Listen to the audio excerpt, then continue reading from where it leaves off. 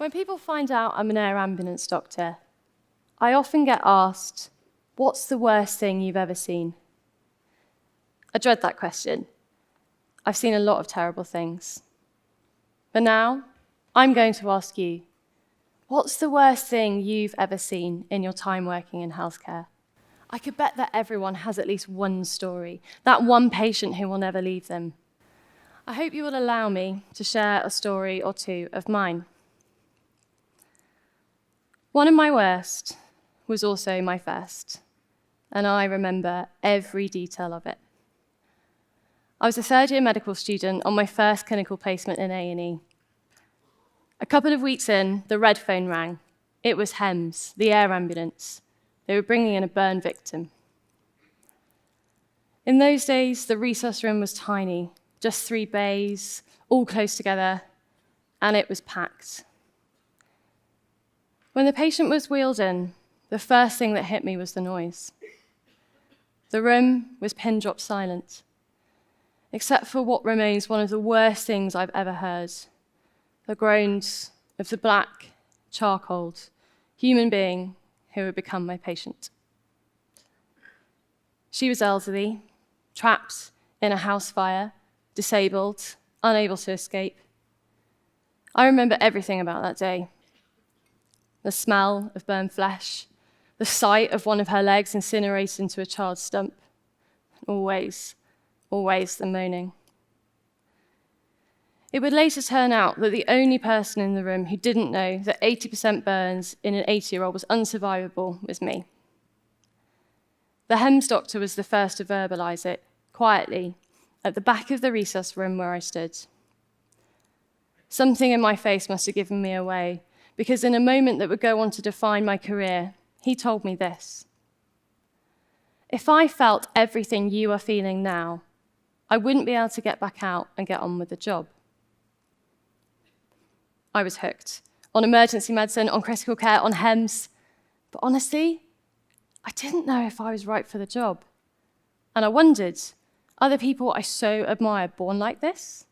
Or is everything they've seen made in this way? I had to know. I would spend the next few years researching empathy, trying to find out if it was possible to care too much, whether there was a switch in my brain that I could flick that would stop me feeling and allow me to get on with the job. My research took me over to the US, to Johns Hopkins, when I was fortunate to work under an incredible mentor, Professor Meg Chisholm. And what we found came as a shock to me as an idealistic medical student just wanting to help. Those who enter a healthcare profession have a higher baseline empathy than the general population. But at some point, that empathy declines. In fact, it falls off a cliff. And it's not just doctors. This pattern can be seen across healthcare, in nurses, in midwives, in radiographers, paramedics. In all of our cases, our empathy takes a nosedive, and it never fully recovers. So what's going on? Have clinicians found the elusive switch? Have they learned to stuff their empathy away, protecting themselves and their patients? It's not that actually really at all.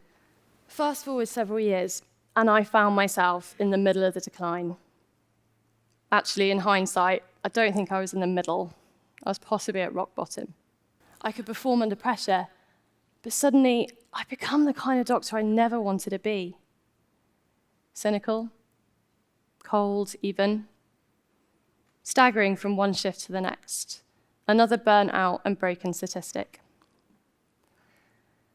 I was a registrar in an outstanding emergency department that I had once loved. But the first NHS winter crisis had hit, and it was a war zone. There were trolleys of patients around every corridor. Resus was overflowing. The waiting room was standing room only. Ambulances stacked outside the doors. Patients were angry, rightfully so. And as the most senior doctor on overnight, their anger was directed at me. Every shift was just fighting fires we could never get on top of. I lived in constant fear, trying to pick out the needle in the haystack, the patient who just couldn't wait, knowing, as exhausted and run ragged as I was, that eventually I was going to miss something. I was also pregnant, in my second trimester. Nobody was being kind to me, and in truth, I was finding it really hard to be kind to others. Something had to give, and it did, just not in the way I ever expected. At just 24 weeks, I broke my waters and went into premature labour. A couple of weeks in University Hostel Southampton later, and Joshua made his dramatic entrance into the world. Over 3 months early, and weighing less than 2 pounds. It's hard to explain what that time was like. Mums had their precious bundles of joy in cots next to them. Proud dads and besotted relatives would coo over them, and I would look on, hollow, over 2 floors above where I knew my baby was, out of reach in the neonatal intensive care unit. The next morning, my husband wheeled me down to see our little boy. Immediately, I knew something was wrong. An alarm I quickly identified as the crash bell was going off. And as we walked onto the unit, there were a crowd of people at Joshua's end of the room. Selfishly, I thought, please don't let that be my baby. But it was. A nurse saw us enter the unit and hurriedly turned us around, and we were taken to the room. Everyone here will know a room like this. There's usually a couple of sofas, a watercolour on the wall, and a box of tissues.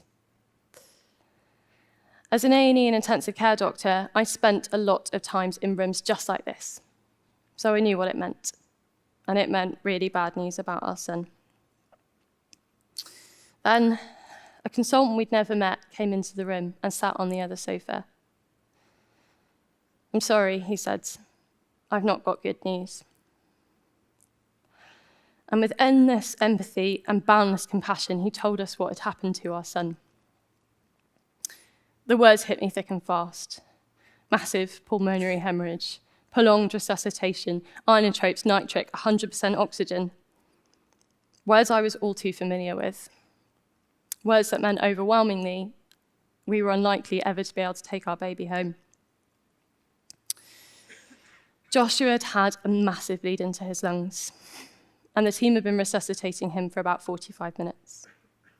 They'd done everything that they could, tried every trick up their sleeve, and Joshua was clinging to life.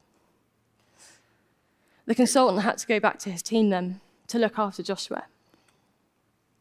All I could think was so far he'd been so fragile that I hadn't even been able to hold him. The thought that he would die without him ever knowing his mummy. Then, a face around the door. The consultant was back. "I'm sorry, I need to be with your son, but I think we're winning." Another excruciating wait. We squeezed each other's hands until they were white.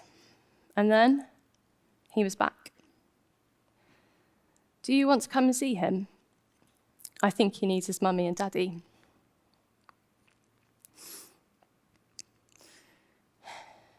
I've been holding it together until this point. But then, I saw our son. He was smaller than the palm of my hand, in this huge Perspex box, this massive incubator, surrounded by pumps, monitors, the ventilator. He looked so small. I couldn't even touch him.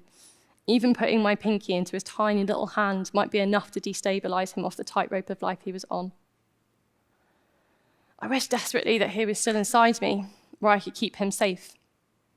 But I was an outsider, his mother, thinking this was all my fault, that I had done this to our son, banished to hovering at the edges of his incubator, which had become his surrogate womb. An intensive care doctor, unable to do anything to save him. "You're all right," said the consultant.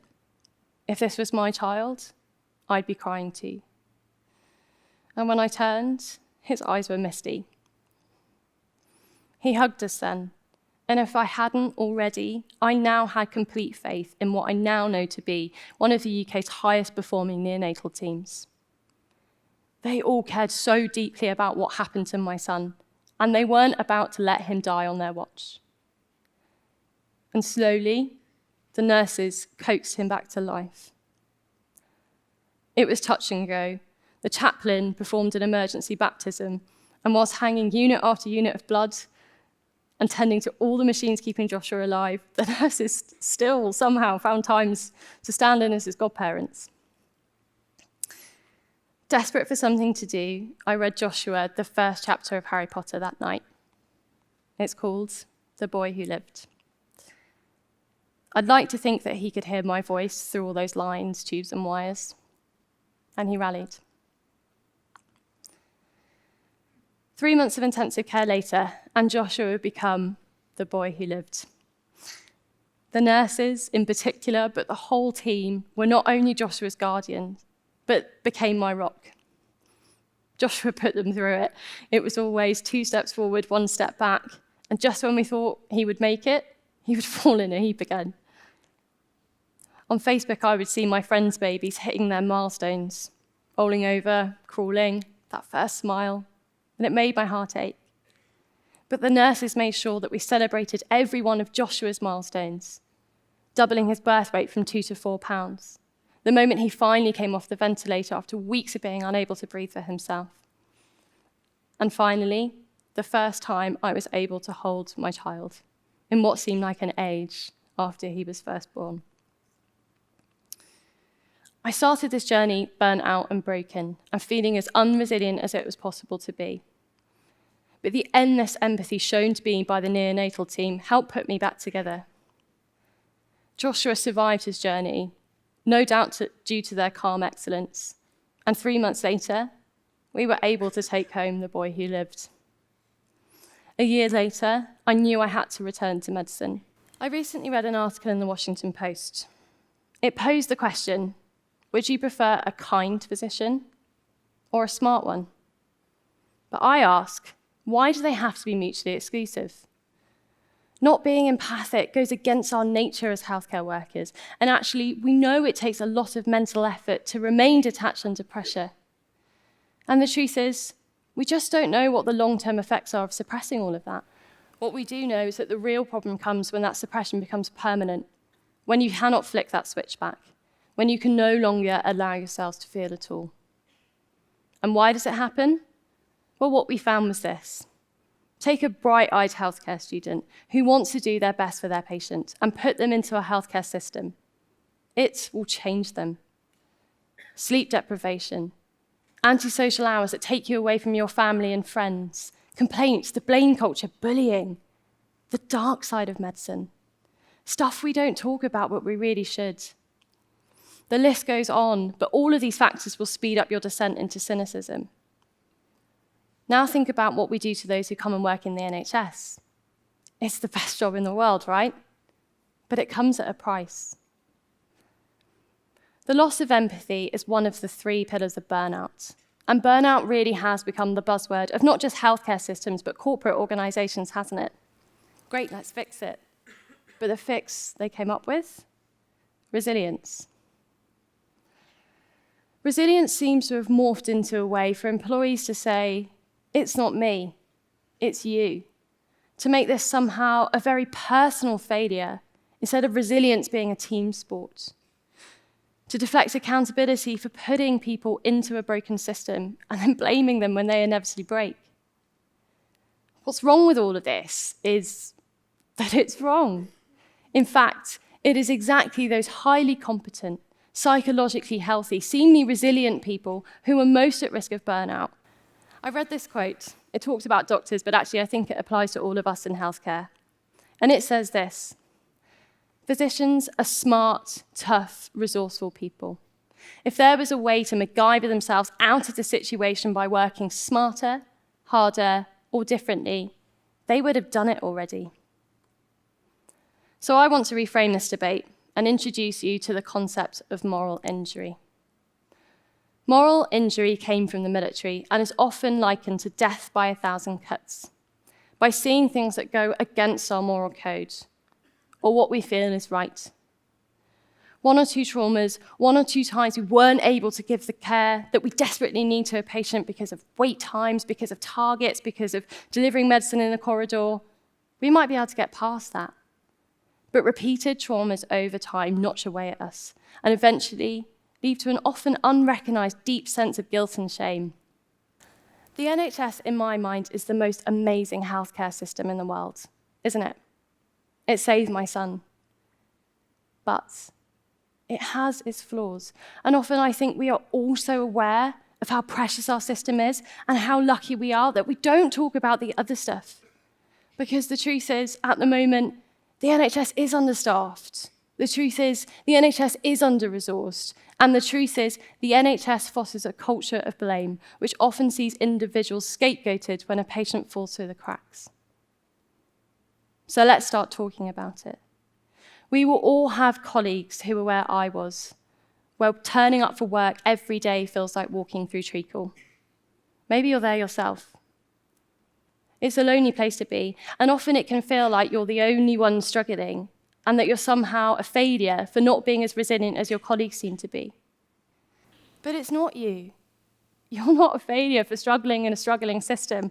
And if I surveyed your place of work, over half of doctors alone are suffering from burnout. So why aren't we talking about it? So let's start being compassionate in a place of work that often isn't. Don't underestimate the power of kindness. Showing kindness and empathy to your colleagues not only has a direct influence on their empathy, but also on their performance. And that colleague not showing empathy, they're likely in the decline and suffering from moral injury. They are most in need of your compassion. So to finish, here's a strategy I'd like you to take away with you. It's something I call the double tap.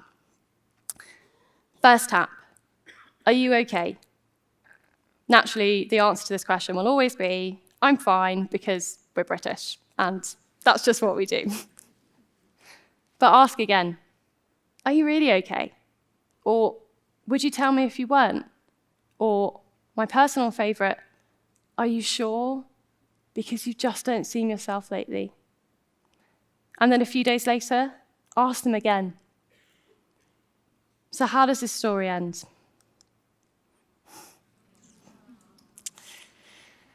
Joshua is 2 now. He is the boy who lived. Most people never get to meet their heroes, and I gave birth to mine. At just 1 day old and 900 grams, Joshua showed more resilience than I can ever hope to muster. The kindness and empathy shown by the neonatal team helped my family so much, but rebuilt me as a clinician. But Joshua is my real inspiration. I returned to medicine. I founded the Doctors Association UK, fighting every day for a more compassionate place for our staff in the NHS and our patients. And soon after, I got my dream job. I now work for the air ambulance, and my mental toughness comes from the resilience of the team around me, so that I too can be there for someone on the worst day of their lives and get someone's son home to their family. That's why we do the job that we do. Never forget it. In a world where you can choose to be anything, choose to be kind. Thank you.